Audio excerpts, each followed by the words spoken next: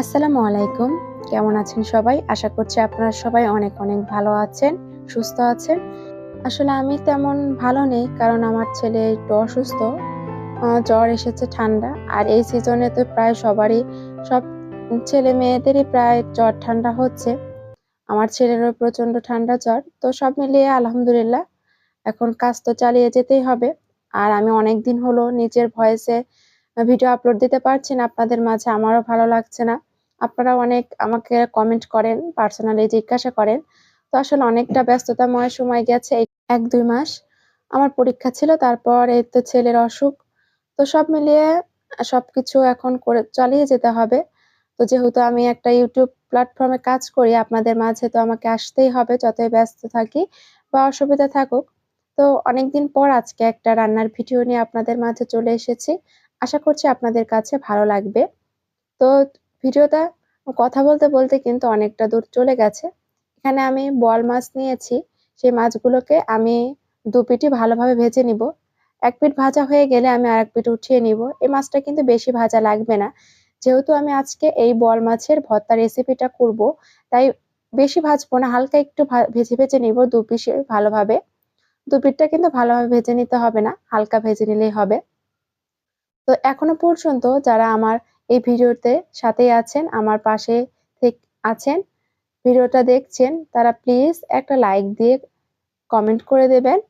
কেউ add skip করবে না, সবাই আমার ভিডিওতে সাথেই থাকুন। ইনশাআল্লাহ আপনাদের কাছে আমার এই রেসিপিটা ভালো লাগবে।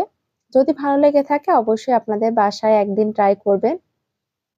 তো কথা বলতে বলতে দেখুন আমার মাছগুলোকে কিন্তু আমি বেশি ভাজিনি, দেখলেই বুঝতে পারবেন আপনারা।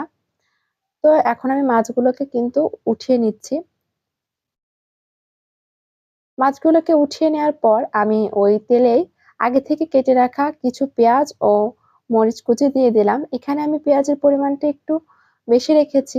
আর যেহেতু শীতের সিজন, আর এই পেঁয়াজ কালিটা তো না দিলেই নয়। আমি যেকোনো কিছুতেই পেঁয়াজ কালিটা দিয়ে থাকি, আমার তো বেশ পছন্দ। আর পেঁয়াজ কালিটা এমনি খেতেও দুর্দান্ত লাগে। আর যদি কোনো কিছু ভর্তা বা ভাজির মধ্যে দেয়া যায় তাহলে তো কোনো কথাই নেই। তো পেঁয়াজ কালিগুলো আমি দেওয়ার পর ভালোভাবে নেড়ে-চেড়ে সবগুলোকে মিশিয়ে একটু কিছুক্ষণের জন্য ভেজে নিব। আসলে পেঁয়াজ কালিটা মনে হচ্ছে অনেকটা বেশি পরিমাণে দিয়ে ফেলেছি।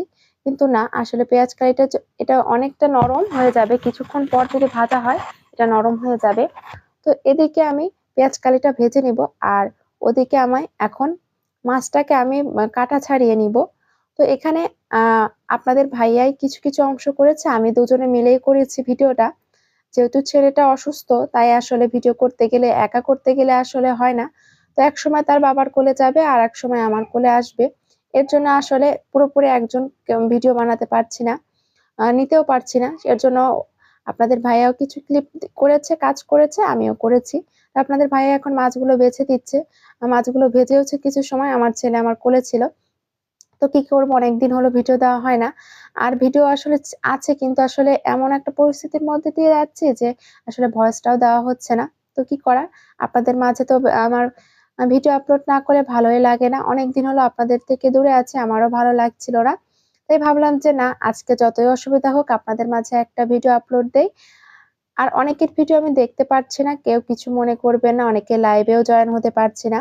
আসলে খুবই ব্যস্তময় সময় পার করছি। তো ইনশাআল্লাহ এখন থেকে আমি সবার মাঝে আবারও আগের মতো চলে যাব। তো মাছগুলোকে আপনাদের ভাইয়া কিন্তু ভালোভাবে কাঁটাটা বেছে নিয়েছে। এরপর আমি আরো একটু ভালোভাবে বেছে নিয়েছি অফ ক্যামেরায়। যেহেতু মাছে আমার একটা জিনিস কি, মাছ ভর্তা করলে আমি কোনো কাঁটা রাখি না। একদম ছোট, ছোট কাঁটা থাকলেও সেটা আমি বেছে নেই। তো দেখতেই পাচ্ছেন পেঁয়াজ কালিটা কিন্তু অনেকটা নরম হয়ে গেছে। এখন আমি হালকা একটু নেড়েচেড়ে দিচ্ছি। আমি যে বেশি পরিমাণে দিয়েছিলাম সেটা কিন্তু বোঝার উপায়ই নেই। আর এরকম সবুজ, সবুজ রেখে মাছ ভর্তা বা যেকোনো ভর্তা খেতেই কিন্তু অনেকটা টেস্টি এবং মজাদার হয়।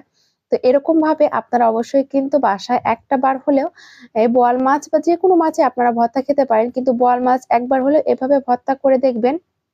আপনাদের মুখে লেগে থাকবে এবং পরিবারের সবাই অনেক প্রশংসা করবে। তো এখন দেখতে পাচ্ছেন যে পেঁয়াজ কালিটা কিন্তু একদম দেখেই খেতে মনে চাচ্ছে, তাই না? আর মাছটা কিন্তু আমি এখনো দেইনি, কিন্তু দেখেই জিভে জল এসে যাচ্ছে এমন একটা পরিস্থিতি। আর পেঁয়াজ কালি কিন্তু এমনিও অনেকে ভেজে খায়, সেটাও কিন্তু দুর্দান্ত হয়। ইনশাআল্লাহ পরবর্তী কোনো একটা রেসিপিতে আপনাদের সাথে শেয়ার করতে পারি।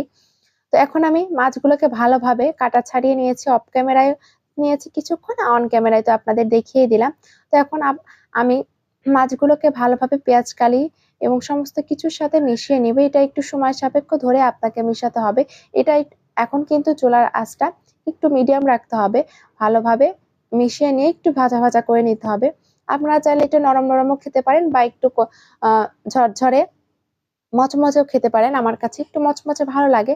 তো আপনাদের ভাইয়ার যেহেতু একটু মচমচে বেশি পছন্দ না, তাই মিডিয়াম সাইজের করে আমরা ভেজেছি। এ তো দেখতে পাচ্ছেন আমার মাছ ভর্তাটা হয়ে গেছে, বোয়াল মাছ ভর্তা। তো আপনাদের কাছে কেমন লাগলো অবশ্যই কিন্তু কমেন্টে আমাকে জানাতে ভুলবেন না। এখন আমি একটা সার্ভিং ডিশে আমি পরিবেশন করে আপনাদের দেখিয়ে দিচ্ছি কতটা লোভনীয় এবং মজাদার হয়েছে আমার এই বোয়াল মাছ ভর্তার রেসিপিটা। আর এরকম ভর্তার রেসিপি যদি গরম ভাতের সাথে থাকে তাহলে ১ প্লেট ভাত নিমিষেই শেষ হয়ে যাবে। তো এরকম ভর্তা খেতে হলে এবং নিত্য নতুন রেসিপি দেখতে হলে অবশ্যই আমার চ্যানেলটাকে সাবস্ক্রাইব করবেন। আমার চ্যানেলটাকে সাবস্ক্রাইব করে ক্লিক বাটন অল করে দেবেন। তো এখনো পর্যন্ত যারা আমার সাথেই ছিলেন, পাশেই ছিলেন, এতক্ষণ ধরে যারা আমার ভিডিও দেখছিলেন, যে সকল আপু এবং ভাইয়ারা, তাদের অসংখ্য অসংখ্য ধন্যবাদ। আজকের মতো আমার ভিডিও আমি এখানেই শেষ করছি। সবাই ভালো থাকবেন, সুস্থ থাকবেন। আল্লাহ